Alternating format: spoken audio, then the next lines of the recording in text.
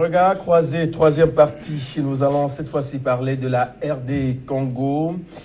663 exécutions sommaires et extrajudiciaires en 6 mois. C'est un chiffre avancé par l'ONU. Dominique Alizou, vous avez eu l'information vous aussi, tout comme les autres?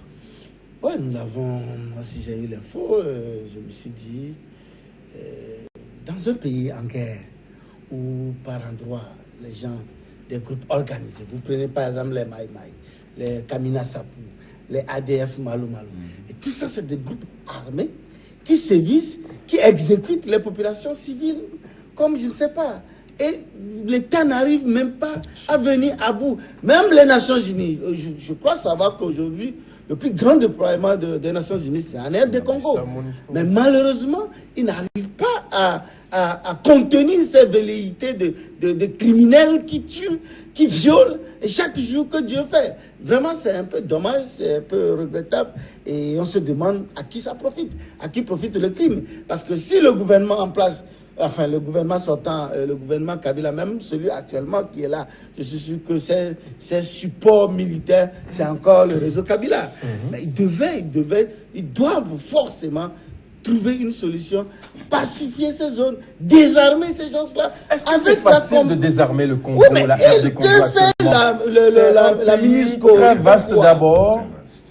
Oui. Un peu partout, il y a des tensions. Il y a des tensions. Maintenant, aujourd'hui, par exemple, je crois que les tensions sont circonscrites dans la zone est, oui. Et un peu au sud de Kasaï oriental, voilà. Et un peu... donc, c'est au niveau du nord Kivu, nord-sud Kivu, avec Kasaï oriental. C'est dans cette zone, avec l'Ituri, tout ça, là, c'est dans cette zone.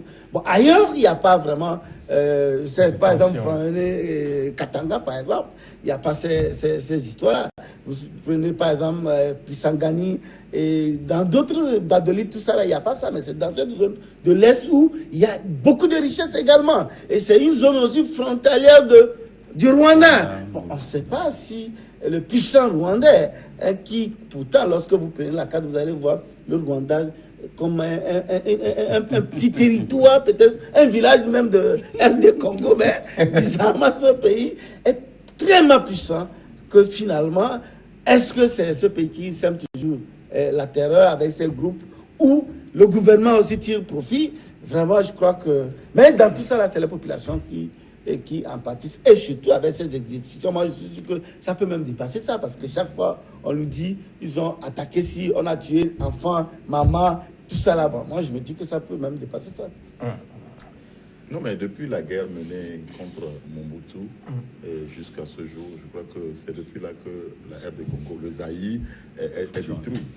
Et parce que, vous voyez, c'est du Rwanda que tout est arrivé. Quand Kabila a commencé ces trucs, et après, c'est l'autre là qui a pris. Et donc, c'est depuis ce temps-là que des armes ont rempli le territoire RDC. Et au jour d'aujourd'hui, ces armes-là, tous les jours, hein? Oui, ces armes-là continuent donc en quantité d'être présentes dans le pays. Et c'est ça qui favorise donc l'émergence des groupes armés. Et qui, on a vu la dernière fois ici, dès l'instant où des groupes armés se sont constitués et ont des moyens pour aller déstabiliser n'importe quel village, n'importe quelle contrée, c'est difficile de s'en sortir. Le président de la République Tshisekedi au jour d'aujourd'hui aura beau lutter, mais je ne peux pas me dire que ce problème-là va être vraiment résolu. Si l'ONU n'intervient pas pour chercher... Mais l'ONU est là. L'ONU est là seulement pour annoncer qu'il y a des extractions extrajudiciaires, etc., etc. Qu'est-ce que l'ONU fait pour aider la RD Congo à résoudre ce problème-là? C'est un problème tellement épineux que tant qu'on continuera de dire il y a eu exécution extrajudiciaire, ça continuera. Qu'est-ce que la communauté internationale fait? Qu'est-ce que l'ONU fait pour qu'on puisse retirer les armes? Parce que les armes circulent en nombre. Il faut pouvoir arrêter, retirer les armes pour qu'on puisse briser ce carcan. C'est facile. Mais il faut s'y mettre. Il faut s'y mettre. Il faut s'y mettre. Lorsque les gens disent, il faut s'y mettre. Tant que les armes continueront de circuler en RD Congo, il y a quelques années, un mage avait dit que pour s'en sortir, le Zaïre, à l'époque, sera obligé de se constituer en fédération. Oui, c'est ce que j'allais dire d'ailleurs. En fédération. Et qu'il y aurait des petits États qui vont se constituer pour que vraiment ce pays très vaste puisse vraiment trouver une stabilité. Je crois qu'on sera obligé, la communauté internationale sera obligée d'évoluer vers là. Mais est-ce que c'est possible à l'heure actuelle? Est-ce qu'on peut, je ne sais pas, encore provoquer des scissions au sein d'un pays? Est-ce que la communauté internationale sera d'accord avec ça? Donc je crois que c'est un problème très difficile à résoudre. Très difficile. Mais il faut un courage pour qu'on puisse arriver. La RD Congo est trop vaste, plus vaste même que la France. Jean-Luc Kassiakone. Non, je crois que la piste de Basile est une piste vraiment qu'il faut explorer parce que c'est un pays, comme on le dit, très vaste. Et un État fédéral, un seul État, un président ne peut pas contenir tout ce pays, ne peut pas gérer tout ce pays. C'est beaucoup plus vaste que ça, la Chine.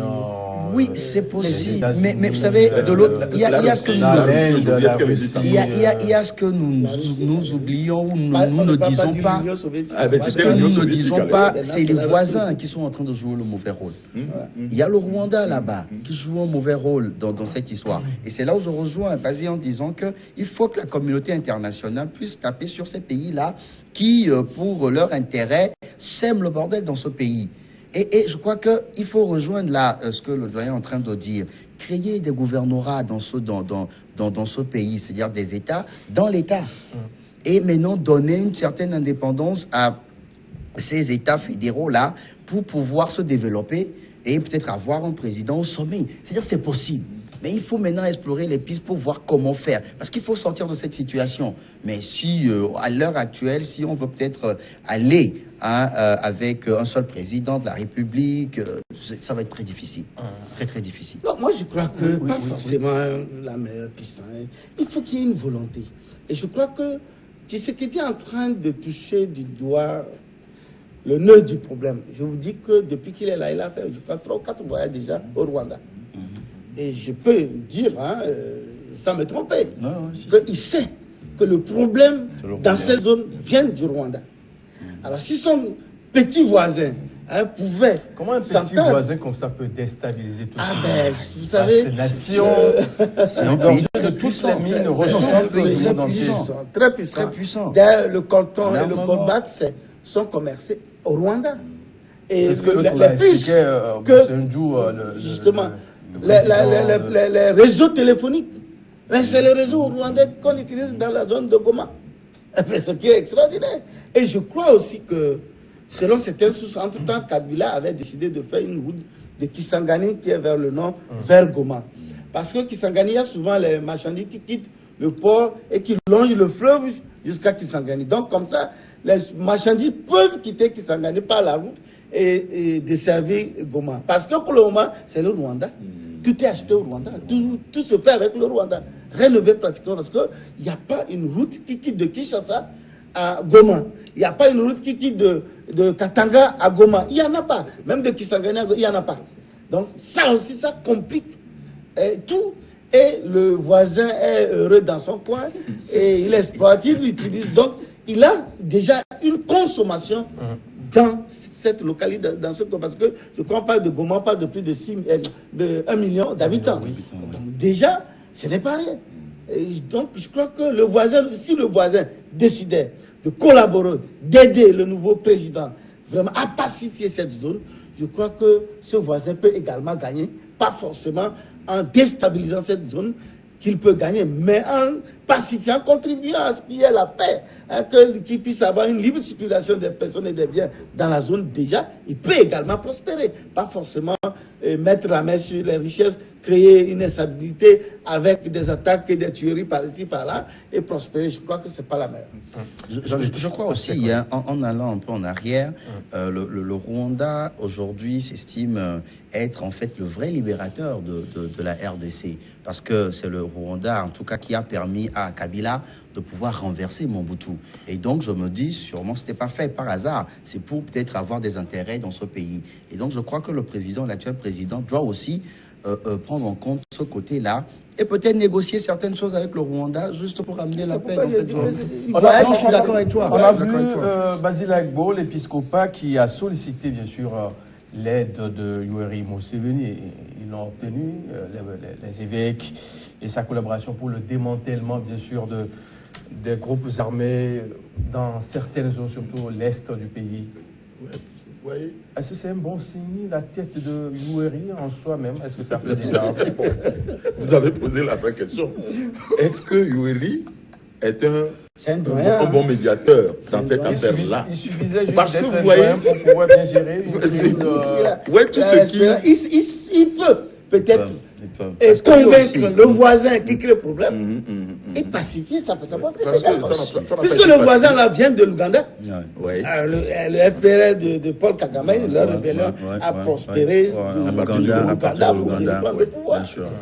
Donc je crois que c'est vrai qu'il a des bonnes intentions, mais est-ce que intérieurement, est-ce qu'il peut arriver à gérer ce problème-là? C'est vrai, depuis le départ, d'après les élections, les prêtres se sont toujours soulevés. Ils étaient même contre l'élection, l'élection de Tshisekedi. Et donc, c'est eux les premiers à dire que ça ne va pas marcher, ça ne va pas marcher. Nous y sommes actuellement. Je crois qu'ils vont dire qu'ils ont raison de ne pas accepter que celui-là soit élu. Mais est-ce que si l'autre dont il était d'accord avec, est-ce que lui pouvait? Est-ce que lui pouvait? Donc je crois que la situation, elle est d'une façon générale très, très mauvaise, mais il faudrait qu'ensemble, toute la communauté internationale, je suis en train de l'interpeller, c'est pas Museveni ou la communauté internationale n'a qu'à vraiment se préoccuper. Mais on a vu que le Rwanda est resté un peu passive. Non, mais elle est obligée aujourd'hui de réagir. C'est bon que l'ONU nous dise, il y a 600 et quelques, je continue de le dire. C'est très bon de proclamer sur tous les toits, il y a 600 et quelques extractions. Il faut faire quelque chose. Il faut faire quelque chose. Il faut réagir à cette affaire-là. Mais il ne faut pas continuer. C'est vrai, on nous dit que ça a même l'Ebola qui sévit aussi. Donc ce pays a des problèmes sérieux et donc il ne faut pas se contenter de proclamer ou bien de dire qu'il y a ceci, il y a ceci. Il faut se préoccuper. Il faut vraiment que le problème préoccupe la communauté internationale à son plus haut niveau. Non, moi, je crois que la communauté internationale ne fera pas grand-chose parce que la aide du Congo, c'est un pays immensément riche, avec tellement d'intérêts. Or, c'est ces gens qui ont ces intérêts-là qui constituent la communauté internationale. Ça veut dire que quand ça va quel intérêt le monde a ils ont que ça aille c'est malheureux. Ils ont leurs cadeaux pour espérer, comme vous dites. Aujourd'hui, la Libye également, où les mêmes Occidentaux préfèrent voir le pays dans ce état à feu à sang, et au même moment, les puits de pétrole continuent toujours pas à être allègrement exploités. Donc, je crois qu'il y a cette méchanceté de ce qu'aujourd'hui on appelle communauté internationale. C'est qui communauté? La communauté, c'est qui? C'est ces Occidentaux qui sont en train de piller nos pays africains. En tête de les États-Unis. La France et d'autres encore, la Grande-Bretagne. C'est ça la communauté internationale. N'oublions pas la Chine également. La Chine également. Jean-Luc Kassé-Collé, en 45 secondes, on va marquer la pause. Oui, votre... Alors, moi, je pense qu'aujourd'hui, comme le dit Dominique, il faut laisser cette histoire de communauté internationale. Elle ne fera rien parce qu'elle a ses intérêts là-bas. Je pense qu'il revient au peuple congolais de prendre conscience, de s'organiser sur le territoire pour voir comment faire pour circonscrire le mal. Une pause et puis nous allons revenir pour parler du Togo, un sujet très très important. À très vite.